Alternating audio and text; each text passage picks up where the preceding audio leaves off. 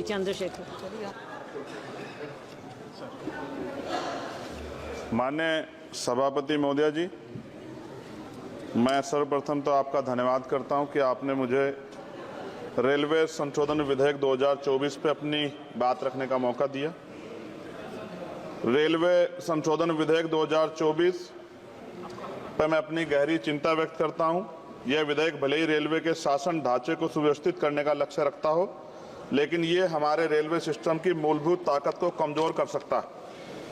केंद्र सरकार की बढ़ती भूमिका भले ही अच्छे इरादों से प्रेरित हो, लेकिन इससे नौकरशाही में देरी हो सकती है और समय पर निर्णय लेने की क्षमता कम हो सकती है। हमें अपने रेलवे सिस्टम की चपलता और लचीलेपन को खोने का जोखिम उठा रहे हैं। रेलवे बोर्ड में सदस्यों की नियुक्ति, मैं मंत्री जी से पूछना चाहता हूं कि क्या SC, ST, OBC और महिलाओं को इस बोर्ड में जगह मिलेगी? रेलवे बोर्ड सदस्यों की नियुक्ति शासन का एक महत्वपूर्ण पहलू है। यह आवश्यक है कि नियुक्तियां योग्यता और विशेषज्ञता के आधार पर हो, न कि राजनीतिक विचारधाराओं के आधार पर। इस मोर्चे पर कोई भी समझौता निर्णय लेने की गुणवत्ता और भारतीय रेलवे के समग्र प्रदर्शन में गिरावट का कारण बन सकता है। जनता की जरूरतें सर्वोपरि है, इसलिए हमारे लिए आम आदमी की जरूरतें सर्वोपरि हैं। रेलवे सुलभ, किफायती और विश्वसनीय होना चाहिए। विधेयक को सुनिश्चित करना चाहिए कि इन सिद्धांतों का पालन होगा। हालांकि विधेयक का उद्देश्य अच्छा हो सकता है, लेकिन इससे संभावित परिणाम दूरगामी है। हमें सावधानीपूर्वक आगे बढ़ना चाहिए और सुनिश्चित करना चाहिए कि सुधार रेलवे के मूल तत्वों को कमजोर न करें। साथ साथ सभापति महोदया, जिस लोकसभा क्षेत्र से मैं आता हूं, नगीना, वो बहुत पिछड़ा हुआ क्षेत्र है। वहाँ के युवा, किसान, महिलाएं, मजदूर जीवन यापन करने के लिए कठिनाइयों का सामना करना पड़ता है उनको। इसलिए मैं माननीय मंत्री जी से मांग करूंगा कि नजीबाबाद से मुंबई और जम्मू के लिए ट्रेन चलाई जाए। साथ साथ नजीबाबाद स्टेशन गढ़वाल का प्रवेश द्वार है। मैं आपसे आग्रह करूंगा कि वहां जल भराव की समस्या होती है स्टेशन पे, उसकी देखरेख की जाए। बेगमपुरा एक्सप्रेस वाराणसी टू जम्मू तवी का स्टॉपेज वहां हो। दिल्ली जाने के लिए सुबह में कोई ट्रेन नहीं है, मुझे भी आना पड़ता है तो बहुत परेशानी का सामना करना पड़ता है अक्सर, जब मैं कोशिश करता हूं कि सेशन में चला जाऊं, क्योंकि ये रेलवे की सुविधा आपने उपलब्ध कराई है। जलालाबाद क्रॉसिंग पे ओवरब्रिज बनना चाहिए। धामपुर में 2 जगह पे समस्या है सर, कई घंटे खड़ा होना पड़ता है, ओवरब्रिज की आवश्यकता है वहां। नगीना में ओवरब्रिज की जो कोतवाली वाला क्षेत्र है उसमें, सेहोरा में ओवरब्रिज की दिक्कत है, किरतपुर में है।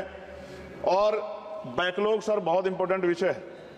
रेलवे का बैकलॉग जल्दी जल्दी भरना चाहिए। जनरल कोच बढ़ाए जाने चाहिए, क्योंकि बहुत बड़ी आबादी रेलवे में सफर करती है। बहुत लोगों की जान दुर्घटना में जा रही है। हमने कई एक्सीडेंट जो है देखे हैं, और एक कर्मचारी की जान की जिस तरह दब गई, ये भी एक बहुत बड़ी समस्या थी। जनता में गुस्सा पैदा हुआ, इसकी रोकथाम की जाए। गरीब यात्रा करने के लिए जाता है, अंतिम यात्रा ना हो जाए, इस बात का हमें ध्यान रखना पड़ेगा। साथ साथ इसका मुझे एक मुख्य कारण ये दिखाई देता है कि लोको पायलट को रात और दिन में ड्यूटी करनी पड़ती है। मैं खत्म कर रहा हूं। रात की ड्यूटी कठिन है, उसके बाद पर्याप्त आराम चाहिए।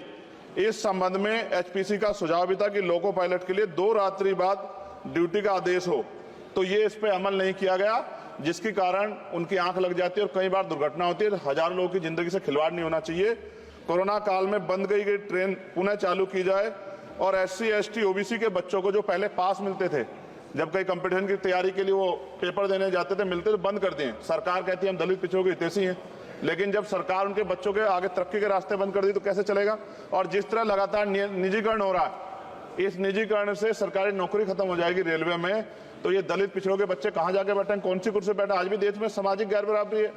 तो मैं इसलिए मंत्री से मांग करता हूं कि आपने नजीबाबाद में वंदे भारत का स्टॉपेज दिया, इसके लिए मैं आपका धन्यवाद करता हूं। लेकिन ये भी, इसके अलावा हमने कई मांग उठाई थी, लेकिन उन पर कोई कार्रवाई नहीं हुई। तो मंत्री जी, पार्टी से अलग हटके आप सोचे कि उस क्षेत्र का भी तरक्की होनी चाहिए, ये भी आपके अधिकार क्षेत्र का मामला है।